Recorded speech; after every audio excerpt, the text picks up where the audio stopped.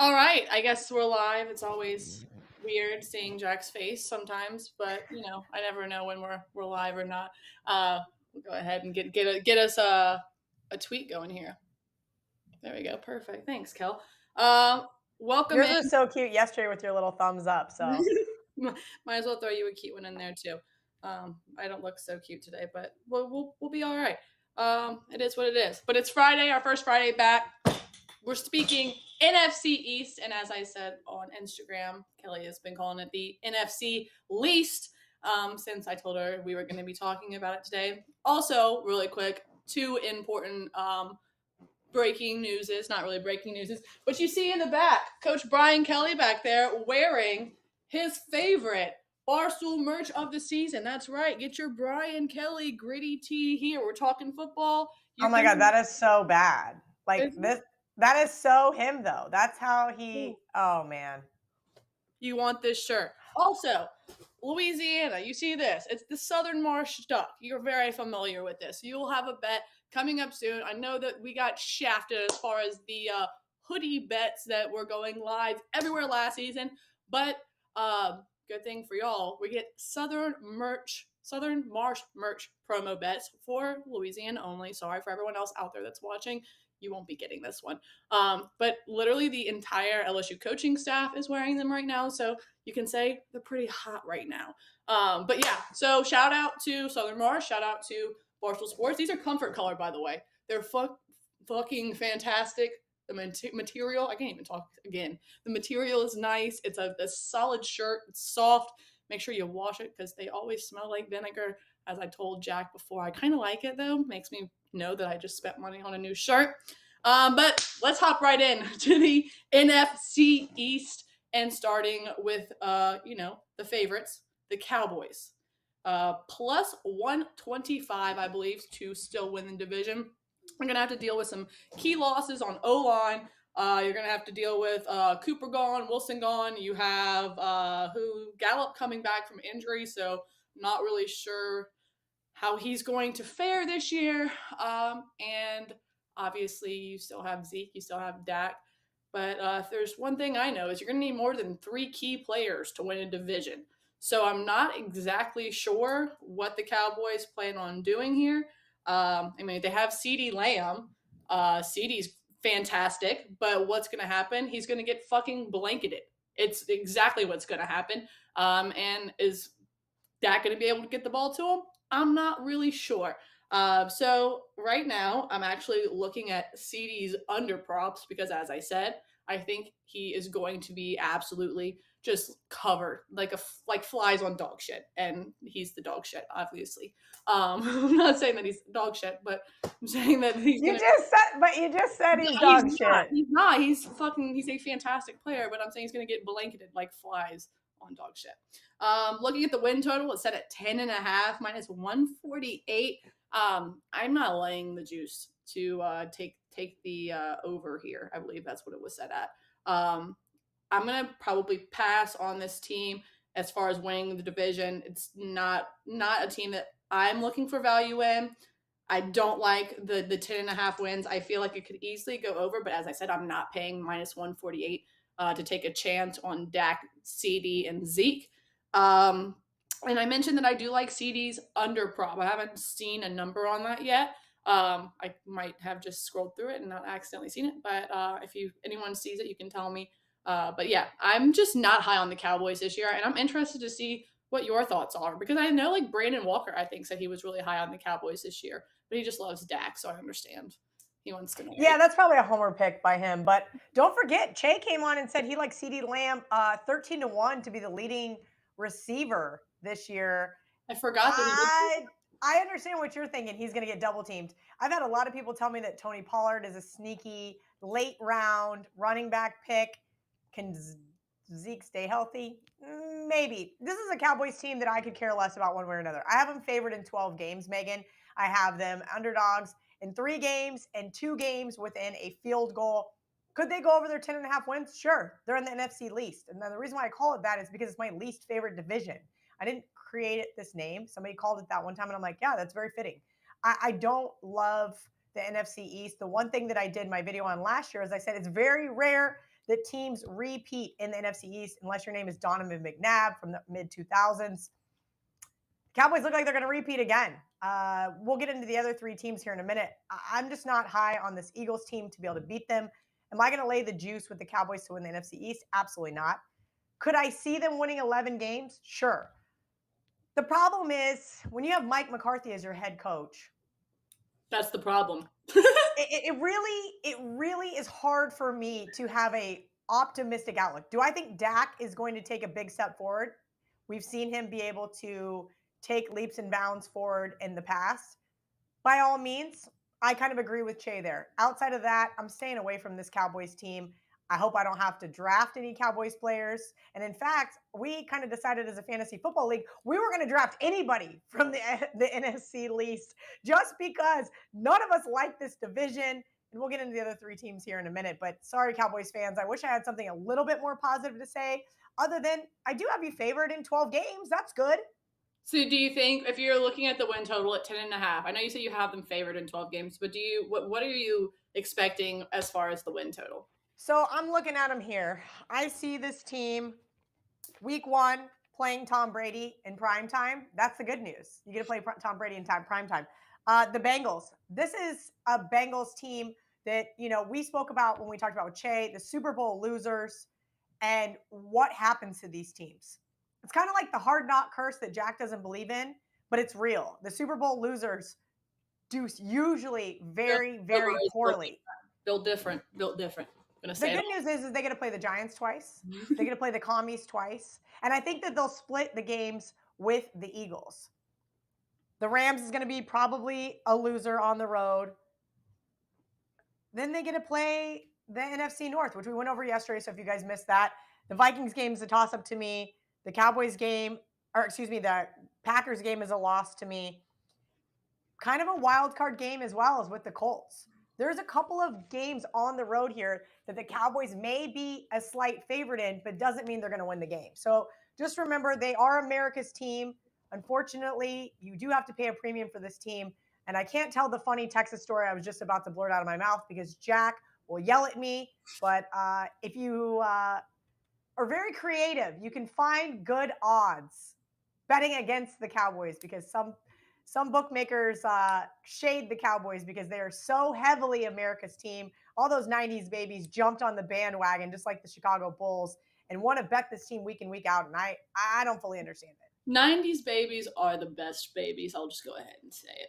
But you're not a Cowboys fan, so that's the good news. I'm not a Cowboys fan. I'm not. But I will say growing up, I had a neighbor he should be a Saints fan, and he actually worked for the Saints organization for a little while as an athletic trainer, and his brother did.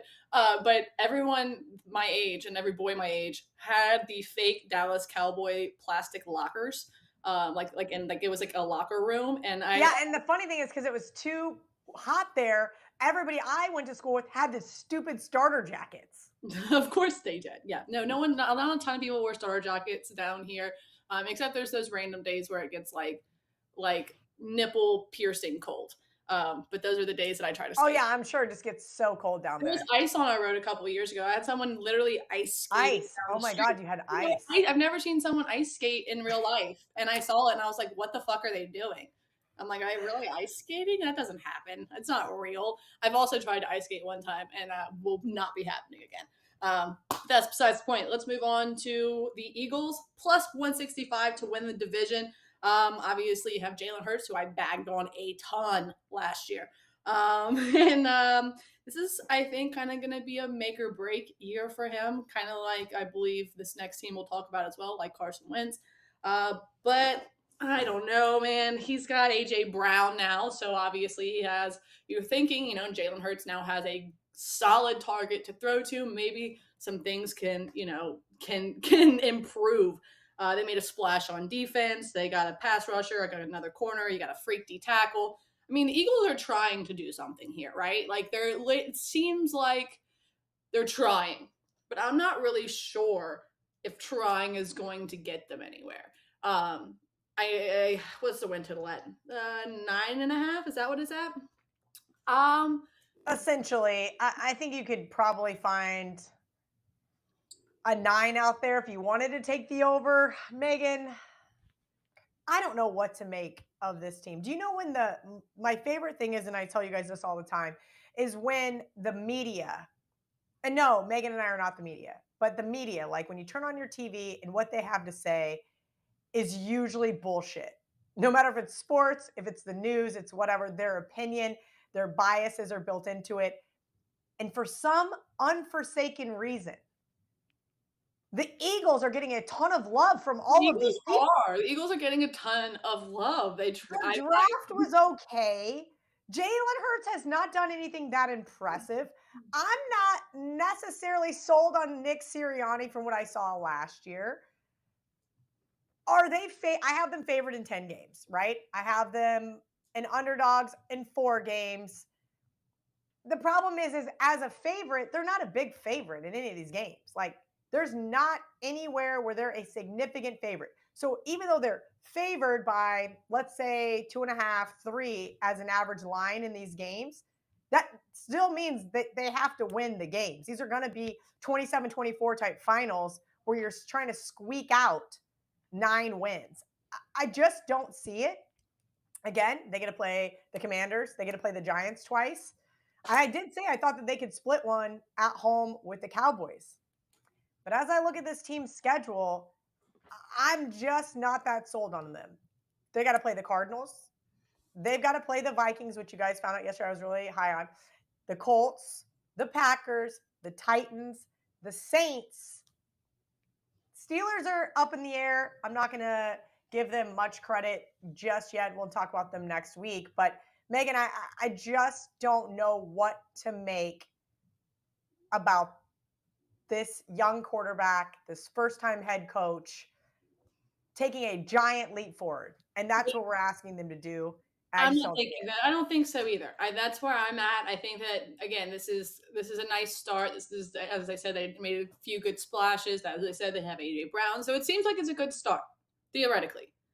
But you still have Jalen Hurts, so let's just see how this year goes. As far as again, as you said, the NFC least. I'm just not finding a ton of things that I like here. So let's move on to a team that you've been calling the commies. Used to be the Washington football team. Now the Commanders, sitting at plus 500 to win the division. And again, just kind of like Jalen Hurts, I feel like this is Carson Wentz's time to prove that he can either be a serviceable quarterback or that he's dog shit. Okay. Obviously, he was on his way to winning a Super Bowl before he got hurt, and Big Dick Nick stepped in. So we know that there's something in there. Okay. He's got that dog in him. You can clip that, Jack, somewhere. I'm not sure if it's going to be there this year, but what I'm hoping is that he knows that he's going to go out there with a chip on his shoulder. He knows that he's got a great coach in Riverboat Ron. You and I both are big fans of him. I really like also Terry McLaurin's over 960 and a half 2020. He came up with 1,118, and then last year it was 1053. So I like his over, and I'm not going to pay the juice on me thinking that they're going to go over their win totals. Instead, I'm gonna do a little something crazy, and sprinkle on them to possibly win the division. I know, it's crazy. Ooh. Now remember, I had this team to win the division last year, and everybody just shit all over me and said how stupid I was. And what week did Ryan Fitzpatrick get hurt? Was it like 3 or 4? It was like literally, I saw that moth in his beard, and I'm like, let's go. And then all of a sudden, he's down. It was not ideal. It was not ideal. But Taylor Heineke stepped in, and he pulled off some fantastic. And look, whether it's Carson Wentz, whether it's Sam Howell out of UNC, we've seen him do some good stuff, and then Heineke's still on the roster as well. Like, I don't think that this is a team, especially under Riverboat Ron, that you need to count out by any means. And as you said, you have an extremely hard time repeating in this division if you've already won, which the Cowboys did last year. As I said, it's crazy. I'm going to sprinkle on them to win the division only because I don't want to pay the juice on the over on the win total. It's like minus 155. That just, to me, the juice is not worth the squeeze there. However, the juice, if I wanted to put that money on plus 500, is worth the squeeze. Again, I don't love it, but I do love Terry McLaurin's over. I already do have that in. It was, I think, minus 124 but it's 960 and a half. He surpassed that in 2020 by like 300 to 400 yards, and then last year by like 150 yards. So that's my breakdown of the commies, if you will. And I'm really actually excited to see what Carson Wentz can do or not do this year.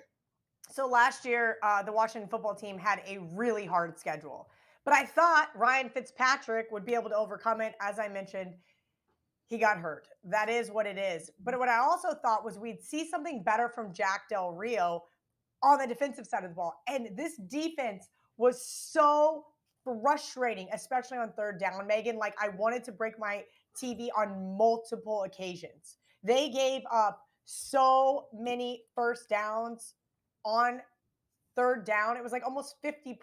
Like, what kind of conversion rate is that?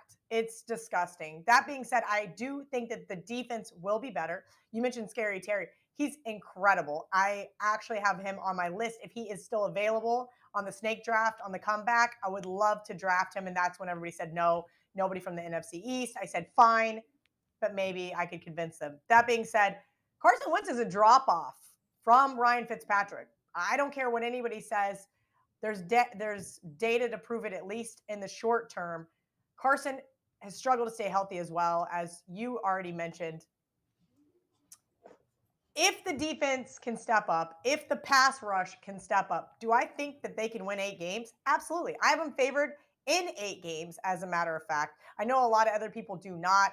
As I mentioned before, several really, really sharp guys share all of their information with me. Warren Sharp only has them favored in 6 games. So he and I are a little back and forth on a couple of those. But I do think that they could possibly sneak out some wins that maybe that they're not supposed to, right?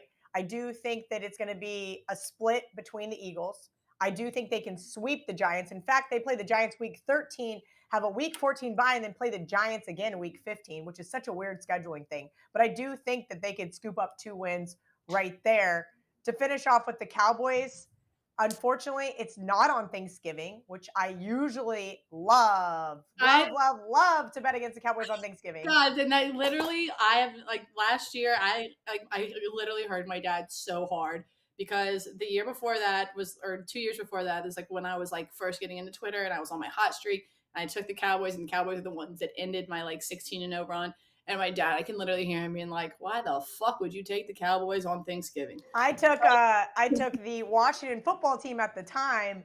I think they were 2.5 point underdog. I took them in my survivor pool, and everybody told me I was stupid. And guess what? It was my Smart, birthday. smart I was Kelly. hammered. I was having a super spreader event with all of my friends, including my survivor Super partner. spreader sounds kind of sexy. I'm not gonna lie. Well, that's what I got dubbed on Twitter. It was fun. We had a good time, and we got to survive in advance with the Washington football team. I do lean towards her over here, Megan. Not probably going to get to the window with this team, as I mentioned. This is not a division that I'm primarily in love with. I do want to see what Ron Rivera is able to do. I do expect this defense to be better. And as I mentioned, their schedule was a lot harder last year. This year, they have one of the easiest schedules. So by all means, they should win 8 games. But I don't know how I feel about them winning the NFC least. That price looks really, really juicy. It makes a lot of sense why you like them, especially because I don't think it's the Eagles' division to win. If I think it could come down to that week 18, Megan.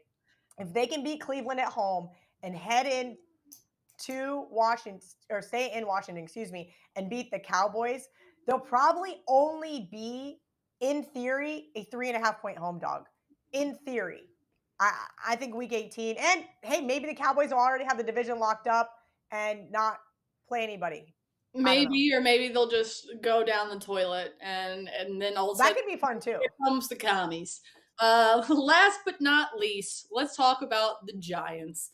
I mean, I don't know if we really have to, but whole new coaching staff. I don't think that you can do statistically any worse than you did last year as far as Daniel Jones and Saquon Barkley goes. So I would feel like we only go up. That's the best I can do right there. I'm not interested in this Giants team. I do not. It's 7.5 wins. Do you see that? Like, where is 7.5 coming from? Do you like as I the don't know where seven and a football half's girl? coming from either. I'm with you. I, this is the funny thing. I am perusing through Twitter, right? And trying to see who some of these guys like as far as things that I don't really care about, right? Brian Dabble was the old offensive coordinator for the Bills. As you mentioned, it's an entirely brand new coaching staff. Don Martindale is from Baltimore. I have faith in both of those guys, but I also don't have faith in Daniel Jones. I saw the other day that he hit a disabled fan with an errant pass at practice. Like, what are you doing at practice? Practice. We're Yeah. talking about Why are game you talking about practice? The good news is for them, David Gettleman's gone. I mean, like, I don't know. I feel like there's I don't know. just This is a a chip on her team. shoulder. Then you got Saquon Barkley sitting at over 7.5 touchdowns. Seems extremely doable, but like, Of say course it does. But look, in 2017, they were projected to win 9 games. They won 3. In 2018, they were projected to win 7 games. They won 5. In 2019, projected to win 6. They win 4. Last year, projected to win 7. They won 4. This team, and I don't know why, the bookmakers always overvalue them. I I mean, I feel really like you're don't gonna understand hammer it. the under, but at the same time, as soon as I do, what Daniel Jones goes off and Saquon Barkley fucking grows a jetpack and is able to rush in 47 touchdowns, maybe. Is it gonna happen? Probably not. You got to think about part of the issues here in New York. And, I was texting with Rico Bosco yesterday, and I asked him, I said, who's your NFL team? And he said the Giants. And I was going to ask him and say, hey, we're doing the NFC East tomorrow. Do you have any opinion? But like all the Giants fans I know are insufferable. So I just didn't waste his time.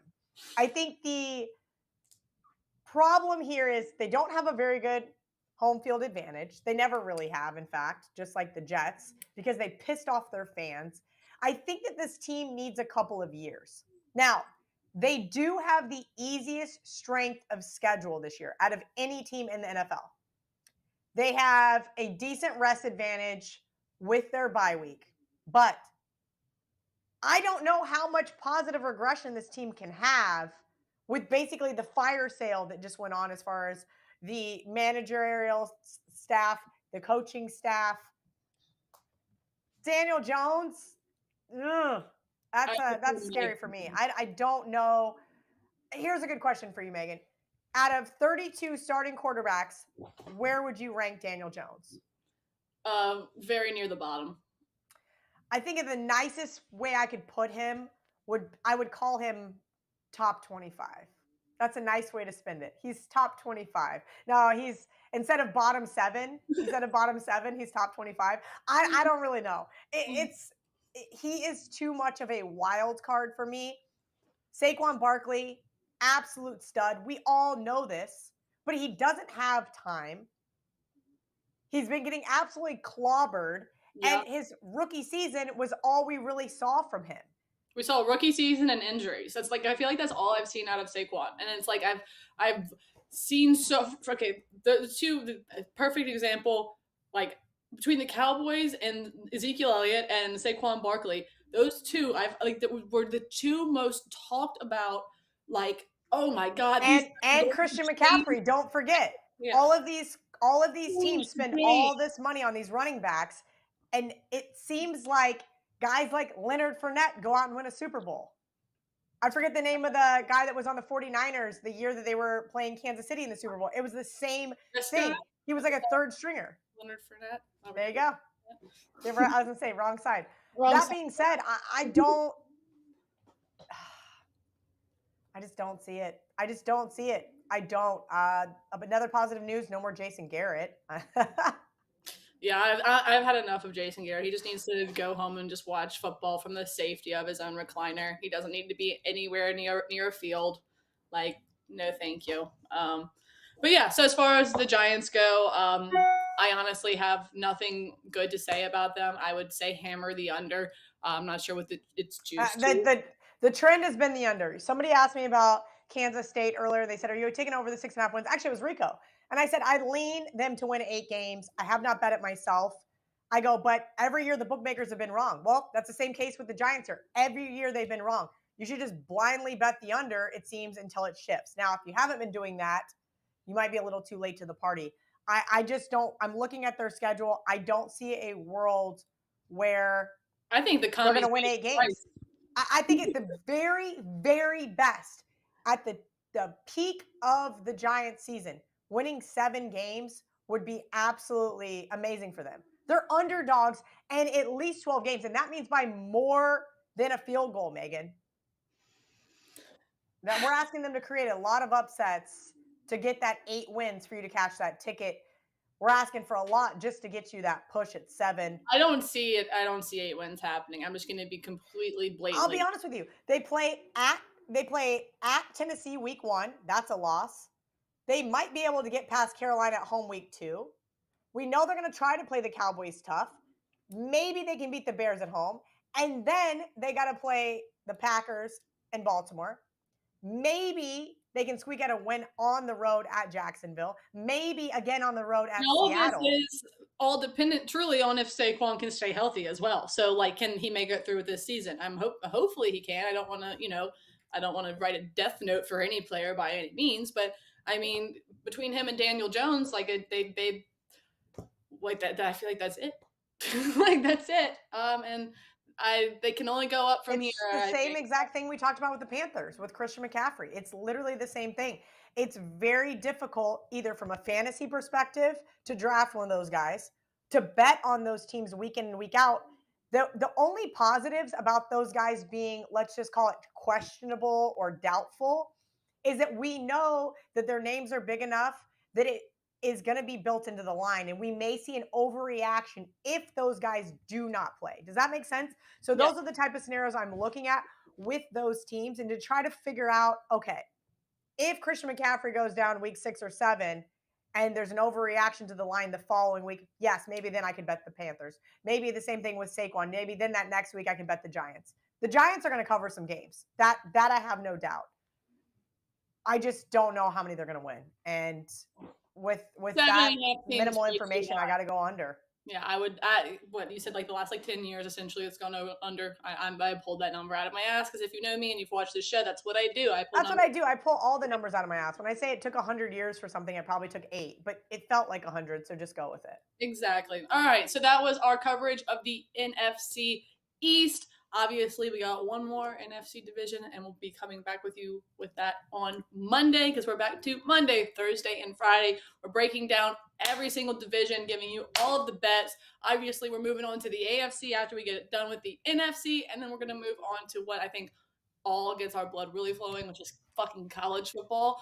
Yay, I'm so happy. Speaking of college football. You guys saw my tweets, really quickly, if you guys saw my tweets, K-State fans, I need you guys to convince Megan that her and Mr. Making Money need to come to Manhappiness, Kansas, and cheer against Mizzou. I mean, surely K-State can beat Mizzou, right? Drink some milk with Kelly. All right. Milk with Kelly. All right, see, everybody, this is the Brian Kelly Gritty shirt. You need it for your college football season. Kelly, myself, Ben Mintz, maybe if Kelly's thinking about coming, we'll figure it out. LSU, FSU in NOLA. If I see you in one of these shirts, I will run up and jump on you. And give you a big hug. That's how much I love you for supporting my LSU Tigers. And as I said, it's a comfort color t-shirt. Like, who doesn't want to be wrapped in a couple of these? You know what I mean? Like, this you should get 2, just so you can wear the color combo. But thanks so much, guys. We are going to be back on Monday. And if you need anything, make sure you head on over to watch us on YouTube, but most importantly, more on Twitch, because that's where we at now. See you guys on Monday.